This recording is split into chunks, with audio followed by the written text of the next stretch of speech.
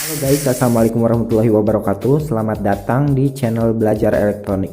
Jadi di channel ini gue bakalan ngeluarin video-video yang bakalan ngajarin kalian seputar dunia elektronik, mulai dari basic sampai kalian bisa bikin proyek sendiri, sampai kalian bisa membetulkan atau menservis barang-barang elektronik sendiri. Ya, gue mau berbagi ya bahwa dunia elektronik itu sebenarnya gak ribet, gak rumit, dan gak sesusah apa yang kalian bayangkan ya. Sebenarnya dunia elektronik itu sendiri sangat menarik dan asik banget gitu loh. Dan apalagi kalau kita udah bisa bikin proyek, bisa bikin itu, bisa dipamerkan ya kepada orang lain. Nah, dan di negara-negara lain ya, negara-negara maju seperti Amerika dan lain sebagainya, di Jepang juga ya, itu anak-anak mulai ya jenjang menengah ke atas itu mereka semua sudah bisa bikin robot. Sementara di negara kita tercinta ini, di Indonesia, ya masih belum bisa sampai situ ya. Masih bisanya bikin TikTok 2 jari ya, tapi it's okay. Di sini gue bakal mendorong kalian semua untuk senantiasa belajar hal yang baru, dan yang namanya elektronik itu pasti tidak akan pernah lepas dari kehidupan kita.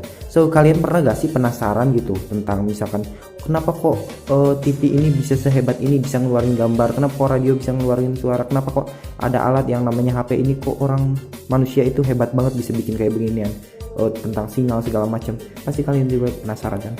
Dan di sini gue akan ngajarin kalian apa saja sih alat-alat elektronik yang dibutuhkan untuk pemula ya.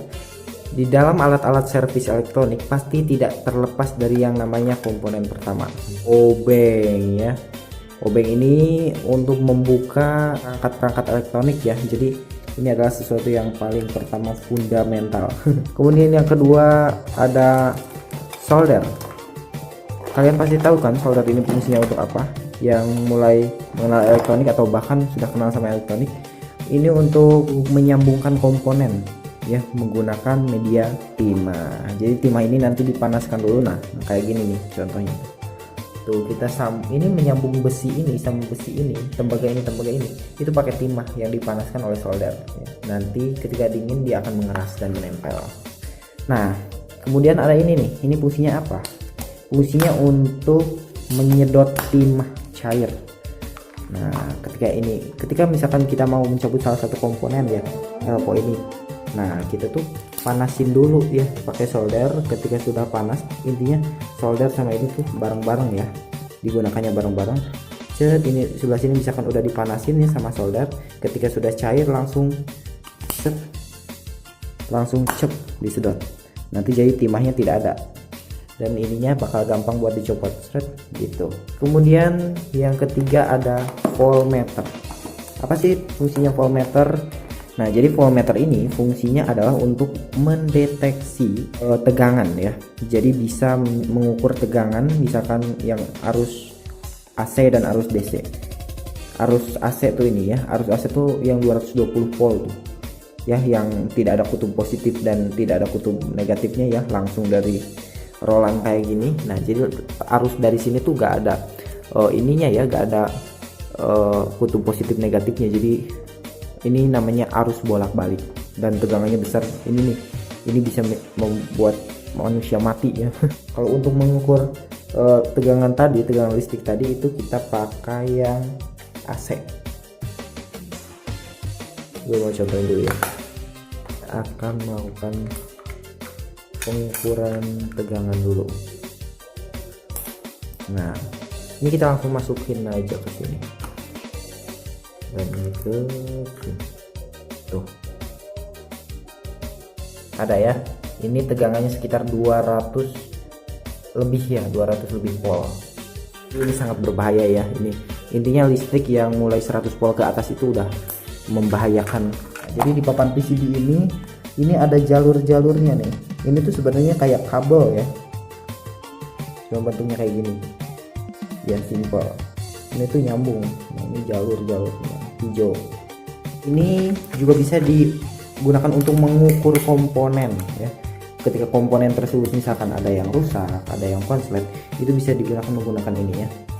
Di sini kita akan coba kenalkan komponen-komponen dasar yang paling basic yang mesti wajib banget kalian ketahui.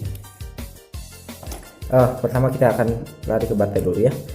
Baterai itu fungsinya untuk menyimpan energi, kalian pasti tahu ya. Ada yang disebut dengan kutub positif sama kutub negatif. Jadi ini fungsinya memberikan arus yang positif dan yang negatif. Jadi ketika kita mau satukan dengan LED misalkan, itu jangan ketukar ya antara kaki positif dengan kaki negatif.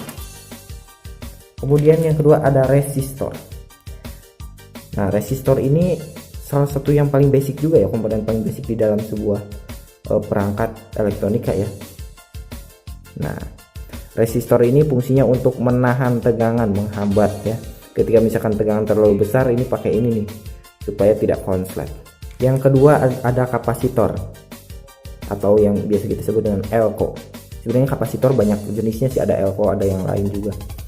Ini ditandai dengan kutub negatif dan kutub positif. Jadi kalau yang negatif itu ada ini putihnya ya, slat putihnya.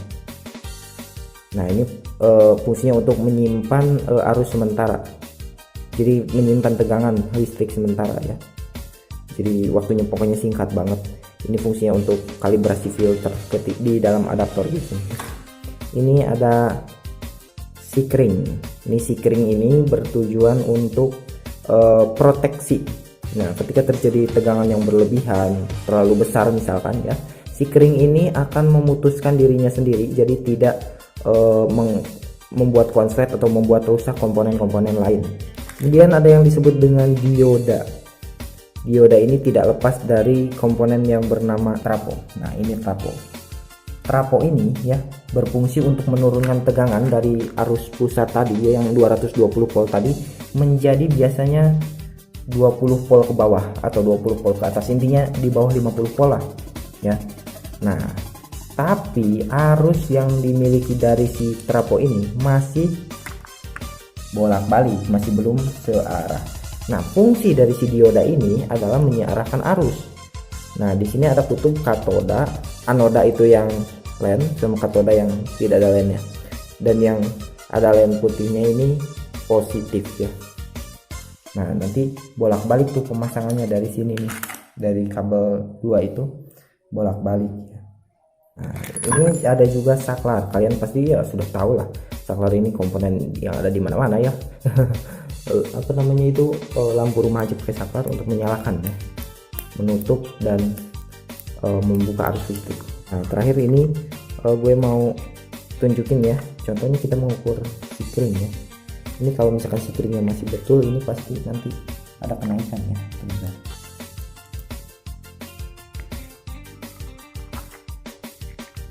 Nah, kalau disatukan ada kenaikan, dan kalau misalkan di sikring ada kenaikan berarti betul. Itu sama galanya karena saya cuma sendiri. Nah, ini rusak ya karena tidak ada perubahan. Ini sikringnya udah keputus kayaknya. Nah, kemudian untuk mengukur komponen transistor itu mesti bolak-balik. Kita tes dulu ya kayak gini nih. Nah, kalau udah dites kita langsung dari kaki pertama ke kaki kedua, ke kaki ketiga, tidak ada perubahan kan, balikin yang hitam di kaki pertama, yang ini yang meriksa kaki kedua dan tiga. Tuh, berarti masih betul ya. Kalau misalkan dua-duanya tidak muncul angka sama sekali, itu sudah rusak. Sepertinya untuk bahan-bahan dasar elektronika ya cuman itu saja yang bisa diperkenalkan pada video kali ini ya. Jadi jangan lupa untuk di subscribe ya video ini karena bermanfaat banget buat kalian, dan share juga ya karena ini adalah basic dasar dari elektronika ya. Insya Allah setelah ini nanti kita akan melakukan sebuah praktek perakitan adaptor ya, adaptor sederhana.